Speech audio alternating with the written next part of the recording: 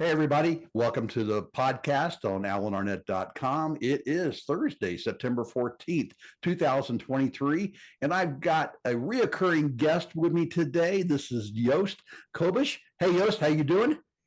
Hey, Alan. Yeah, all going well at the moment. And you're in Chamonix. Absolutely. I mean, that's where I live. That's where I train. You see my home training background. Like, So what do you do? Just run up? Do you go up that ridge, or do you have a different route that you take? so there is something which we call the vertical kilometer here. It starts at the church and it goes all the way up to the lift station.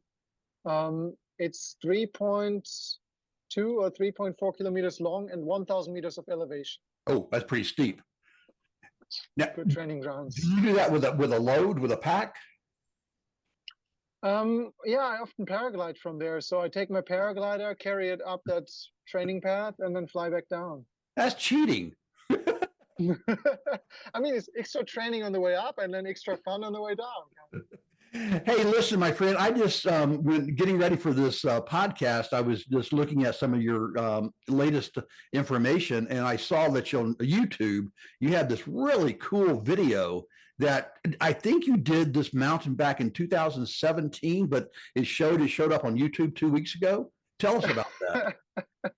Yeah, so I shot the movie back then.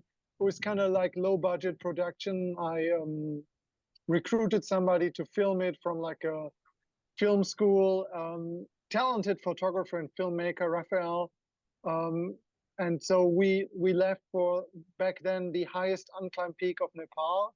I think I read somewhere that it was considered the highest unclimbed mountain of the Himalayas, which I'd only read when I uploaded it like 2 weeks ago.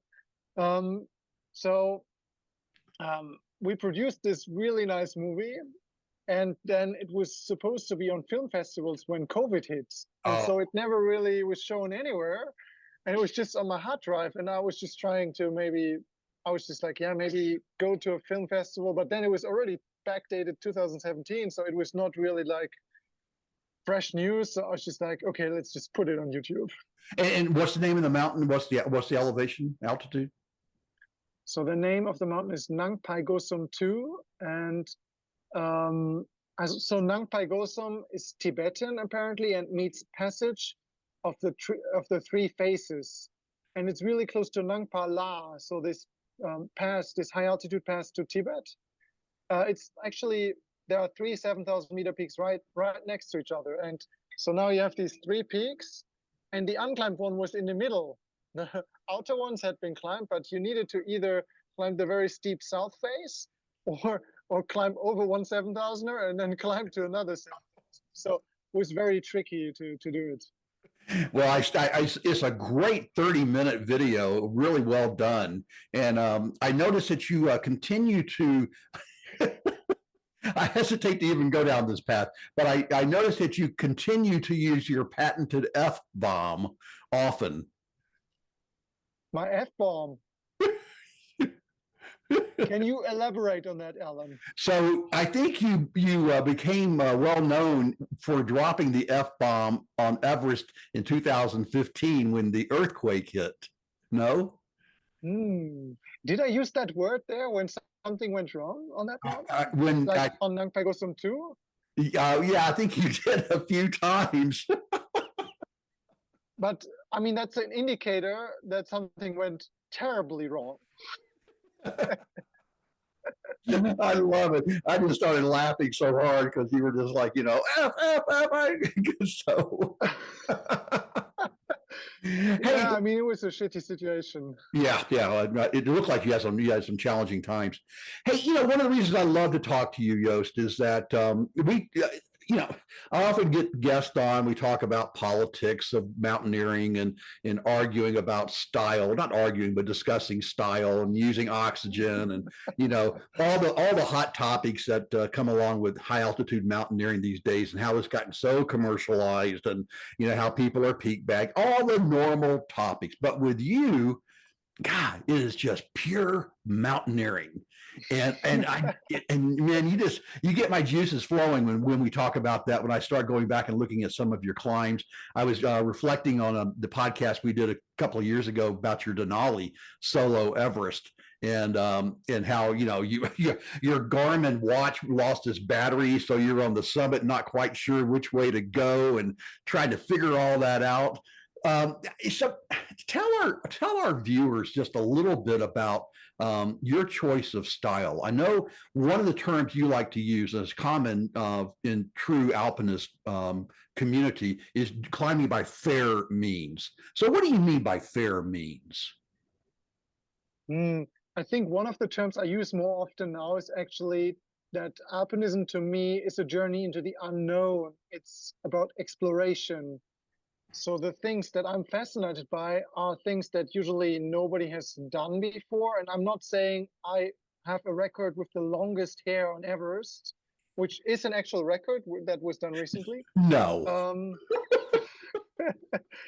Um, by that, I mean more, I go to places where nobody has been, like physically. So I want to like open a new route or climb an unclimbed peak because I'm very curious about what waits me there.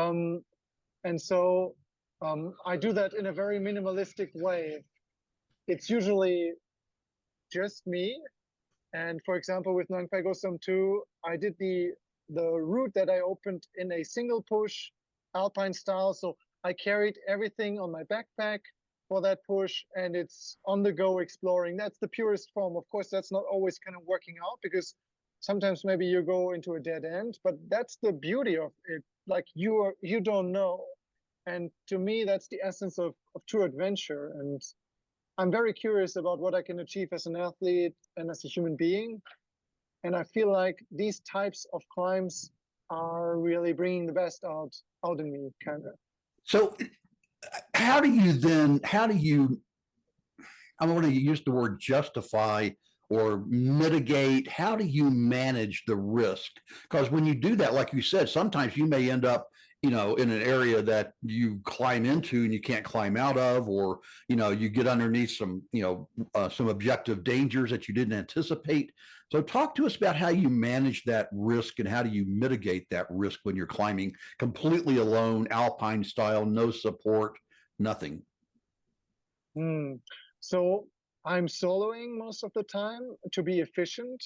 Um, and when I'm soloing, I only climb stuff that I can also down climb. Yes, it might look crazy when you look at the videos, but to me, that's terrain that I can, in the worst case, always backwards down climb. So when I say I end up in a dead end, that means more like that line that I chose, that feature that I chose on the mountain, that was not getting me to a place that I could continue to climb without not being able to down climb it.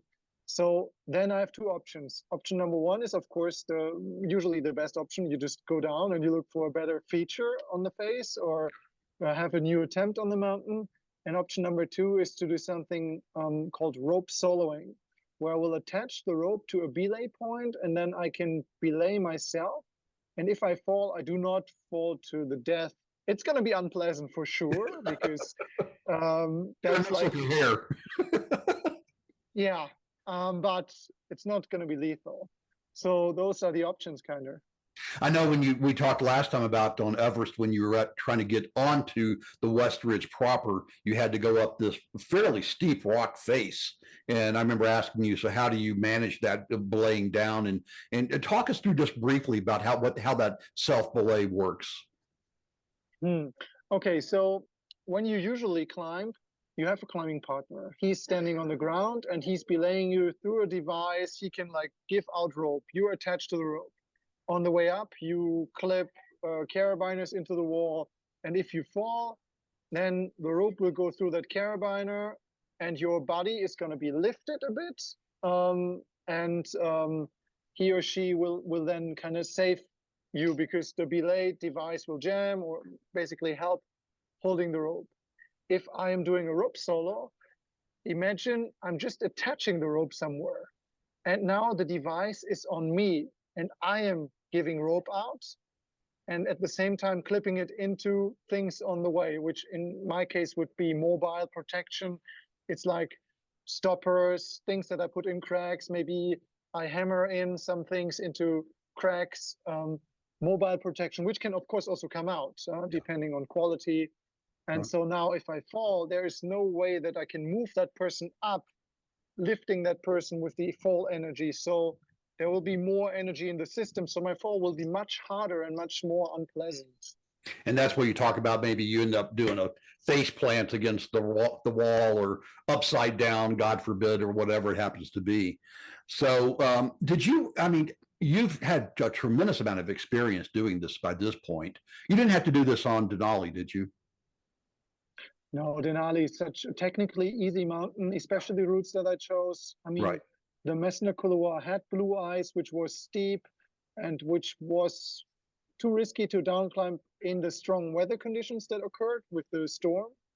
But compared to these Himalayan objectives, it's really, really easy, kind of. So we're going to get into Everest West Ridge and talk about this will be your third time to attempt the West Ridge on Everest. And I want to kind of briefly do a recap of what you did in 2000, I guess it was 2019/20, and then 21/22, took off a year to, I guess, pursue your parasailing hobby, which I don't understand at all. You got to explain that to me. You're jumping off a perfectly good mountaintop, you know, with a bird wing. Paragliding.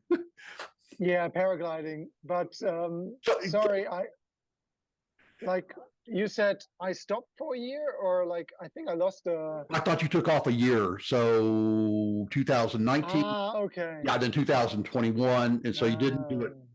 You didn't do it last year, so last winter. Now you're doing it this year. So Everest. But last winter I went to Denali. That's why I didn't do it. You know, I kind of took the winter off to be in Alaska. Yeah, yeah.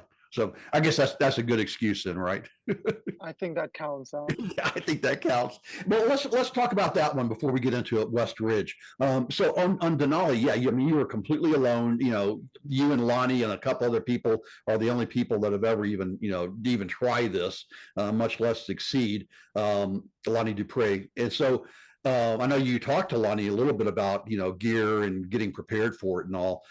So what did you learn on Denali from that cold, harsh temperatures that you can apply on Everest West Ridge, which is another, well, arguably another 2,000 or 3,000 meters higher, and then eventually up to, we'll see, I guess up to 29,000 from 20,000. So that's another 3,000 meters. So what did you learn on Denali being in that cold environment that you're going to apply this year? I mean, being on Denali, you're absolutely on your own. There's no rescue, nothing like so. You need to really be self-sufficient. And so I kind of took heavier equipment than I would usually bring in the Himalayas. And I had things double and triple and so on. And now it's just a completely different setup. And I think one of the big learnings that I took away from that was the heavier equipment actually for this very specific winter approach paid off. I mean, it's nothing you normally consider to take to high altitudes to cover a lot of elevation. But the result was, yeah, I moved slower, but safer, and that safety gave me more rest and more comfort and had more energy in the end. So I think I'll actually take some of that heavier approach and try to implement it into the Everest thing, which is very counterintuitive. Yeah. But I mean, the conditions are different in the winter, and it's really all about staying warm. It's so easy to just freeze your toes, so easy to freeze something. And honestly, sleeping at 6,000 meters on Everest in winter, there were many nights where I just woke up in the morning and I couldn't feel my feet because, I mean, even in a sleeping bag with the down suit on, it just gets so cold in the night. So there are a few tweaks that I will do and that I will change based on that Denali experience regarding the temperature. I know one thing that you did last time was you stayed in Gorak Shep, and I want to get to that. But let's go back to 2019. Your high point was around 7,300 meters, pretty high up on the West Ridge. You got on the ridge proper. So tell us about that point when you decided, okay, I'm up high enough. It's not going to happen this year. I know your goal was not to summit in 19. It was really to try to tag 8,000 meters and just to kind of figure out, what the strategy was going to be to go climb the West Ridge solo in winter, which is, a phrase that you rarely hear. So what was your decision point when you turned around that year?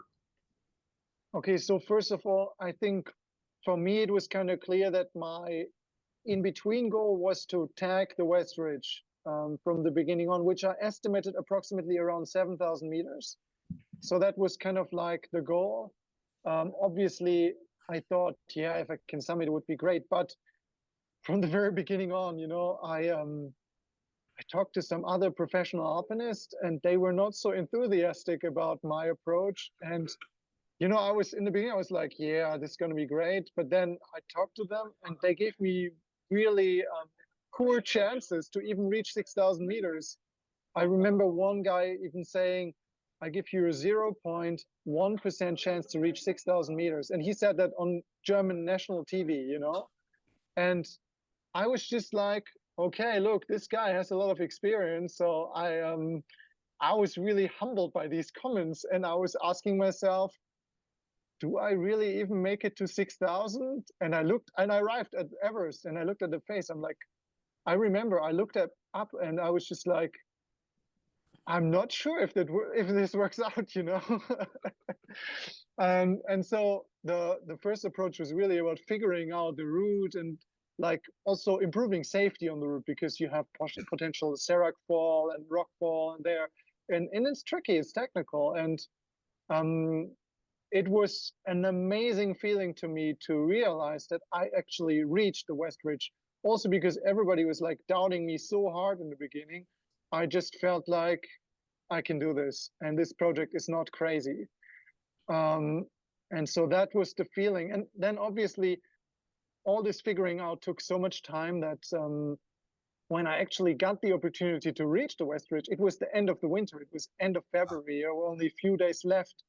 And so to me, I tagged my kind of goal, and I was happy to descend. And I felt like I achieved something big, even though I was very far from the summit.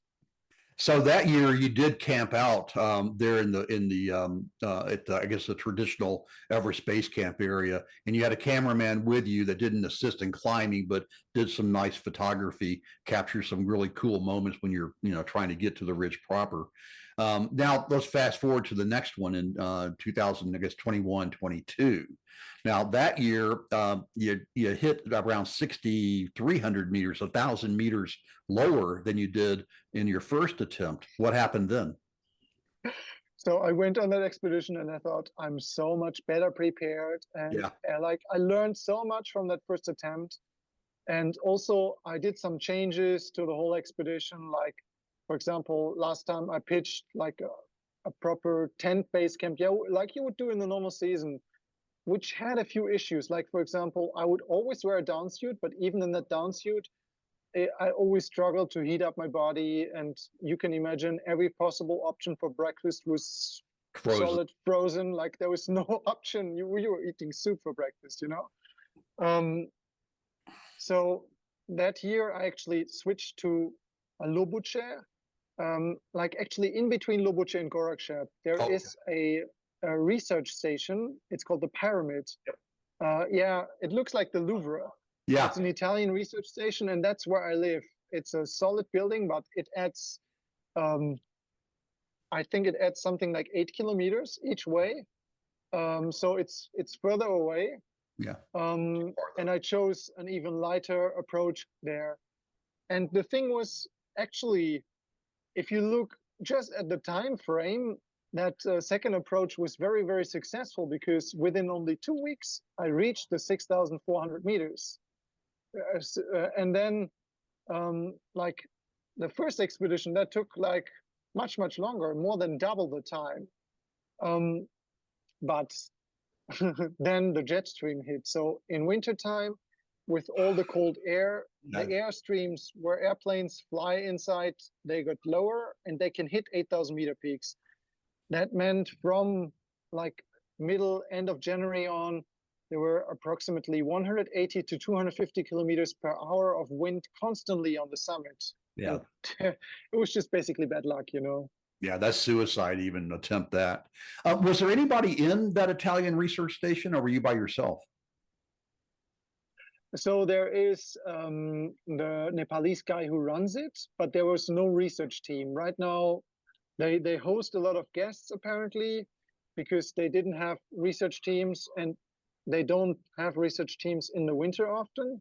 So it's more like a guest house, which is kind of comfortable and nice. Yeah, yeah, yeah. I think the Italian government or the funding agencies ran out of money to continue to do that. I used to love to be able to, get the weather data, and they used to have a cam that they would, have focused on Everest on the summit. But I guess all that went away. Now replaced by that National Geographic weather station that keeps breaking up there. So yeah, there's one up. You need to send me the link for that one. Okay, I will actually. Yeah, it's good at base camp. They've got one at Camp 4, the South Col. They've got one up at the balcony, and then there is a station right below the summit. It's the highest weather station in the world, but the data is intermittent. It comes and goes. So it's a difficult environment, obviously. So, okay, so this year, so before we get into talking about the details of what you're going to be doing, let's back up for a second. Yost, are you 30 or 31 now? I just turned 31. I'm getting old slowly. Oh, happy birthday. That's success as an alpinist. That's what you want, you know? As they often say, there are old climbers and bold climbers, but no old bold climbers. So you're nowhere. You're a bold climber, but you're not old yet. So you have a long way to go. So you're 31 years old. Is it safe to say this is a dream, or has it become an obsession of trying to climb by the West Ridge? Let's back up. What's the big picture? Why are you going back? Why do you want to do this? Why is this so important to you? I think for me as an athlete, it was like an evolution. In the beginning, I had this very crazy approach. I mean, I come from a flat area, so I always had difficult finding partners. That's how I ended up soloing. That's basically also I ended up on a very non-traditional route. So I basically climbed some crazy stuff when I was young. I call this the learn or die phase because I basically learn or die. I did some stuff I was not ready for. I was not prepared, and that stuff was just too crazy. And that's how I learned so much stuff in such a short time. But there were probably a handful of occasions where I could have died, because of stupidity, because I was just not experienced enough.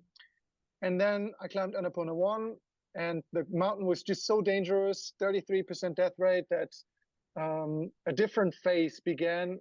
I call this the summit is a bonus phase, where it was just a privilege to be there. I was now a sponsored athlete. I could live from being a full-time alpinist, and now I had the resources to come back again, kind of, and the summit became a bonus. And I changed my mindset. I was more relaxed and less eager to push hard, also less ego-driven, because I published my first book. Yeah. And saw all that. And then after climbing Annapurna 1, I was a bit disappointed because I thought Annapurna 1 was this untouched gem, this most rarest climbed 8,000-meter peak in the world, but there were still other people there. And I didn't feel like it was wilderness. There were still some fixed lines there. So I went then to Nangpa Gusum 2, the mountain we talked about, the YouTube video.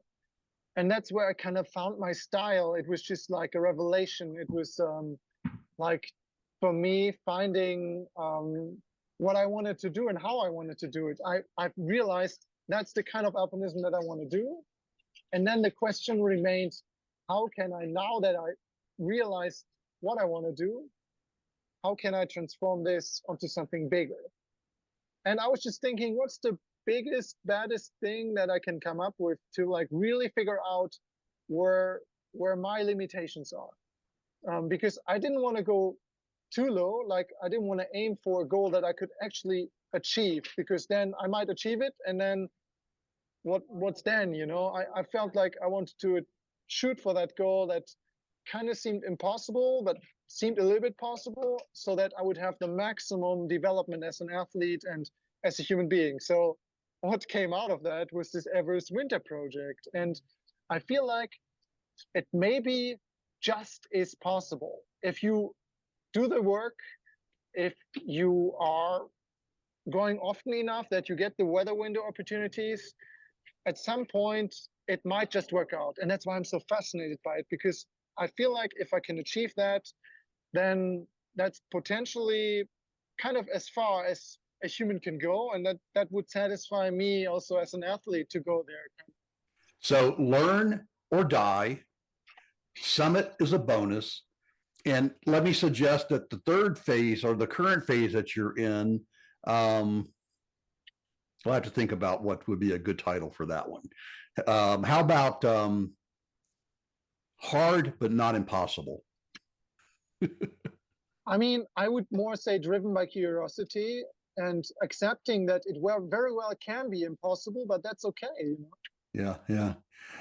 So the logical follow-on question to what you just said is, if you make it, then what's next? But I don't even want to go there. Let's talk about what's your strategy now? Are you going to stay in the weather pyramid again this time? Just is the noise level still good for you, Al? I'm sorry, say again. Is the noise level still good? Because I got 3 motorbikes just standing next to me right now. Can you understand me fine? Is it good for the quality? You're fine. You're fine. I've got good audio on my side. Yeah. So my question was, so are you going to stay in the pyramid again this time? I will actually do many things exactly like I did them last time. I will stay again in the pyramid. This time I have a different acclimatization strategy that I really want to try out. I will climb 2 7,000-meter peaks prior to going for the Everest attempt, because good acclimatization is key to success. Right. Right. I mean, I looked at some data, and that suggested actually that the air pressure in the winter compared to the spring season is comparable to something like 9,130 meters, something like that, something crazy. Exactly. So the altitude is higher. Yeah. It's like a 9,000-meter peak. So I just really try this kind of approach right now. I mean, the next logical step would be to climb an 8,000-meter peak for acclimatization, kind of, you know. So that's the question right now. I'm really in this process of figuring out how to climb this 9,000-meter peak, and it's not like I can read a book or ask people. It's more like, if I ever find out, I'll probably write a book and say, this is a manual to climb a 9,000-meter peak, and this is what worked out. So part of this time is doing 2 7,000ers before, making sure I'm not losing too much on fitness, doing a bit of strength training, but acclimatizing, but also doing some volume training. Have you ever considered using those altitude tents, a Hyboxico, pre-acclimatize at home? That actually is something I talked about lately with some of my mentors. And I do believe that it can be a good combination to combine artificial altitude with real altitude. So, for example, an ideal schedule could look like I sleep at 4,000 meters here in Chamonix, home basically. Then maybe I climb Mont Blanc a couple of times. Then I continue this artificial altitude. Then I fly somewhere to climb a 7,000-meter peak. I come back. I rest here in this environment where I can train well in low altitude, sleep high, and then go for a very quick prepared thing. That could be an option, but right now I chose the real deal, and I'm sure there will be more attempts to try out that. That's something that only came up or was developed a bit more recently before I made all the planning. And so to me, it's really also about figuring this thing out. Yeah, I used to be a real skeptic about the altitude tents, but people like Adrian Bollinger and Lucas Frutenbach, they've convinced me that it actually works. And I've had plenty of Summit Coach clients that now have used it successfully. So, but I totally agree with you, Joost, that I think it's an and. I think you do the pre-acclimatization at home and you don't skimp on the real world acclimatization. So you're going to go do these 7,000 meter peaks on, are you going to do them in Nepal, Pakistan, South America? Well, I don't know, somewhere you're going to do these two 7,000 meter peaks. I'm not going to ask you where. And then head off. Go ahead. So actually, I will do them in Nepal. Okay. And so one of them I will do with my Altitude Academy, where I teach actually skills for high altitude mountaineering. So I try to combine this acclimatization with a purpose. So I will have a group, and we do lectures and workshops. It's really more like an educational thing, and we climb a 7,000er and learn the theoretical part and practical part while we do climb it. And then after that, I will do more passion acclimatization, which means I will go for an unclimbed 7,000er, but that's more experimental. Of course, with an unclimbed peak, you never know how it works out, and so on. So I'll just have a look, but that's something I'm excited about. And so I'm just really trying to spend the acclimatization in a way that gives meaning to the acclimatization. Otherwise, it becomes just a workout. Yeah, exactly. I understand totally. So I'm looking at your website now under the Altitude Academy, and it looks like Himlung, Lobuche East, and a handful of other peaks that you're going to be doing. Actually, that I think that's you just answered my question. Which mountain are you going to be doing the 7,000 Himlung?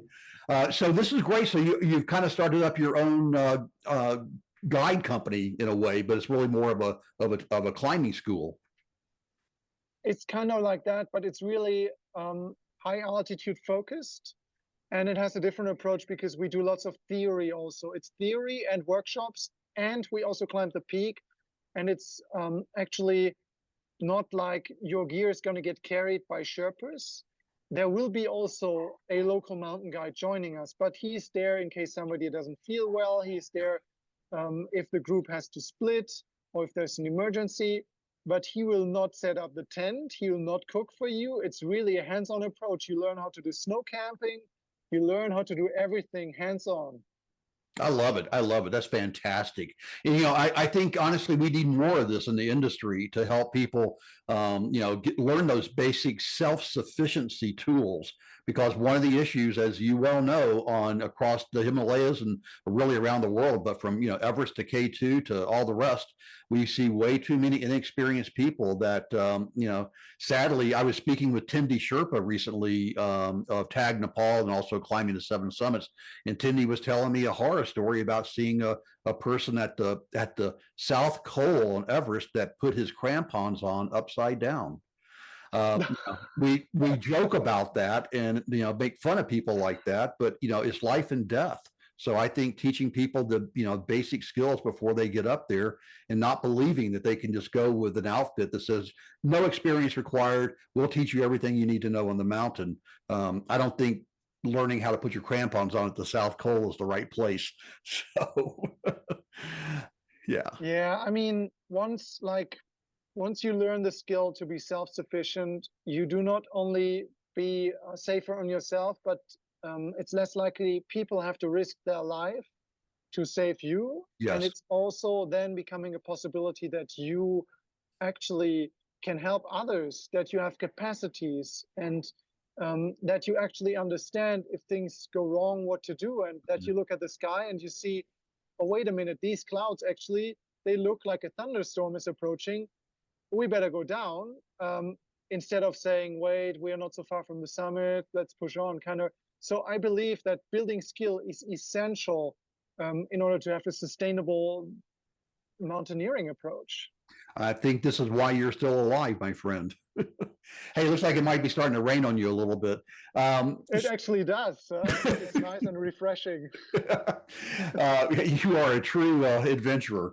So let's talk specifically about what's coming up. So you have this different acclimatization plan. So do you think you can hit the ridge in under 2 weeks like you did before? If the weather aligns, I think I should be able to do it. And I this time aim to reach 8,000 meters. That would be my dream goal.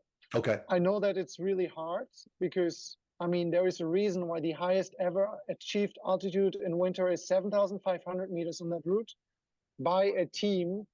So me being there on my own, I know that it's a high goal to reach 8,000, but it's something that I can benefit a lot from, because I can then see the conditions in the Hornbein, and I can kind of confirm my assumptions of where to put camps and do the logistics, and also how to train and what distances and how it felt. And I can look at all that data because I'm recording everything, and then analyze and specify my workouts basically. I think you told Stefan Nestler that last time you used 5 tents because they kept getting ripped up. Last time was really, really bad. Yeah, the Like one winds. day I remember I decided that I wanted to go up, because you're sitting there for like weeks in the base camp and you're like, "Ah, come on, it's not so bad." So you go, and I was walking to the base camp, and then it actually was so windy. I was blown off my feet in the base camp, and that's where I decided I'm not going to go up. I'm just turning around. I'm just going to move the table because the rain intensifies. No problem. We're about to wrap up anyway, so this has all been good. Any concerns that you have? I mean, obviously the weather is the biggest concern, probably. Any other concerns that you kind of, when you go to sleep at night, you kind of go, "Oh man, I'm a little worried about this or worried about that." There are three major issues. Issue number one is me, the athlete. How well did I do my homework? And in what mental and physical state am I? Did I have an infection? Is there diarrhea, whatever? Then second one, it's the mountain, which means how are the conditions? Was there a very dry season before? Is it all blue ice and mixed climbing? Is it nice Nevis snow? Is it like, so that's the second thing. And then the third thing, sorry, it's the weather, Thanks a lot, man. It's a tricky one, it's a tricky one. And that's just with the weather, there is a very small window. It's winter, and winter mountaineering is waiting, mainly waiting. And these three things, they need to come together. And yes, I can do my homework, but if two things that I can't take influence on do not align, just one thing basically needs to go wrong. And then this time I organize it in a way that I can see how things are aligning and I can do the math. And if it doesn't work out, I can leave earlier and focus more on training and not losing so much fitness, going back to training and be fitter and readier sooner for another attempt. So what's the date when you arrive in December actually at the mountain? I will arrive like probably already the 18th of December, but the beginning of the expedition will be like the 22nd, because that's precisely when the calendar winter begins. And the meteorological winter already begins on 1st of December, but that's not really winter to me. And then I go until 28th of February. That's where the meteorological winter ends, because the calendar goes all the way to the 22nd of March, which is not winter to me at all. So I really go for the tightest window. I'm a purist. Like I wouldn't be happy any other way. I think you have a lot of people that would agree with you on that. I think the December through March, it was really driven by how Nepal prices their permits, for winter climbing, not necessarily what the true winter is. All right, my friend. Wow. We're going to be following. I can only imagine. I think you're smart to be in the pyramid, though, and not just suffering unnecessarily. You're going to suffer enough once you got those tents up on the ridge and the winds coming in, and just holding on for dear life. And just be careful. Simone last year, he got Kilian Jornet got almost blown off the West Ridge as he was running up it. So those winds are pretty fierce up there. Have you talked to Kilian at all? Do you know Kilian? He actually came over to my place the other day and gave me some really good beta on the upper parts, which I hope to verify. That's what I talked about earlier. I have the luck that there are people that are inspiring that I look up to, that they actually give me some information. And with Kilian, we actually have like a similar project there. So he took the time and shared some beta with me, and that was really helpful.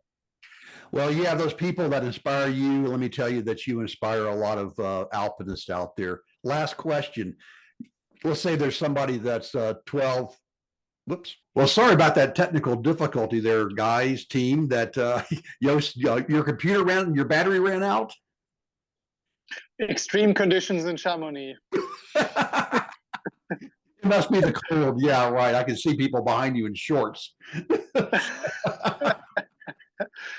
Hey, speaking of that, I was going to wrap it up with one question, which I'll get to, but another one just came to my mind based upon this. You'll carry an inReach or some type of GPS device with you? Yes, I carry a Zoleo this time, which can also use the mobile network, and then it can switch. So it's using the satellite only when there is no mobile, so it just transmits faster and more efficient. What's the name of it again? It's called Zoleo, Zoleo. Okay, cool. I'm not familiar with that particular device. By the way, I love your 3D animated maps that the reality maps that you use on your website. Those are just fantastic. So we can follow you that way, I assume. Have you given thought to Absolutely. Have you given thought to what would happen if you, again, God forbid, got injured and needed to call for a rescue? Do you have insurance through like a global rescue evacuation coverage for a helicopter? Or I do have insurance. Actually, I do have two insurances, two different ones that would cover rescue. But I have never been rescued ever so far. Only actually this spring when a friend of mine broke his leg, that was the first time I took a helicopter for a rescue, and it was not because of me. So I'm very proud of my no rescue record. But I do have like a plan in place in case something goes wrong on Everest. no, that's really good to hear, and knock on wood that nothing will happen to you that would require a rescue. I've also broken my leg in the mountains and had to be flown out, so it's no fun. So my last question to you, Joost, was that if you were talking to somebody who was 12, 14 years old listening to this, and you mentioned earlier that you're inspired by many people, and I just want to make sure you understand that you're also inspiring a lot of people with your style, with your vision, your courage. With the way that you approach this, it's not careless. It's very thoughtful. You know why you're doing what you're doing, and those people that have listened to me long enough know that I think that having your why is critically important when you go into a difficult task like this, albeit your first 8,000 meter mountain, and you're not sure, you don't know what you don't know, or someone like yourself that's extremely experienced, but you still don't know what you don't know once you get up there, like you say, at the top of the Hornbeam in wintertime. So what type of advice would you give somebody young right now that wants to get into this sport? I mean, first I would say look for a local alpine club. There are many of those. That's where you find people that are on your level, or there are, in this particular case, there are youth groups. You can go out with them, you can train with them, you can visit the alpine club classes. There are usually some good theoretical classes, even though you're on a very low budget. You can do many things there already, and you can build connections to other people, and that's most important, so that you hopefully find mentors, people that are like slightly ahead of you. You can learn a lot from them. They can take you out. And my second piece of advice,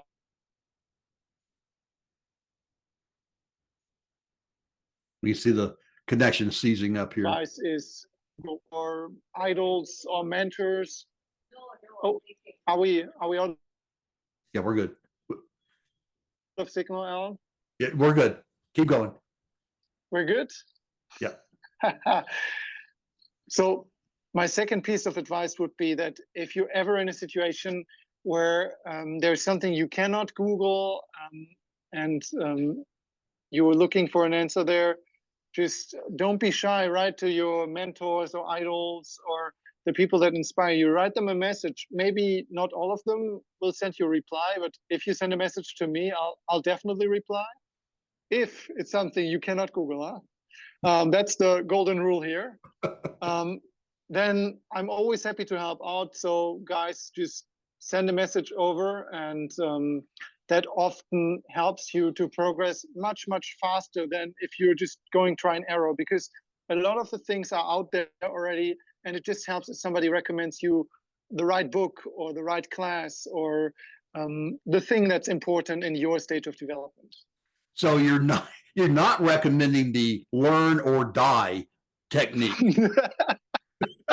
That's also, I mean, that's very efficient, but not everybody's going to make it, you know? Yeah, that's pretty dire consequences.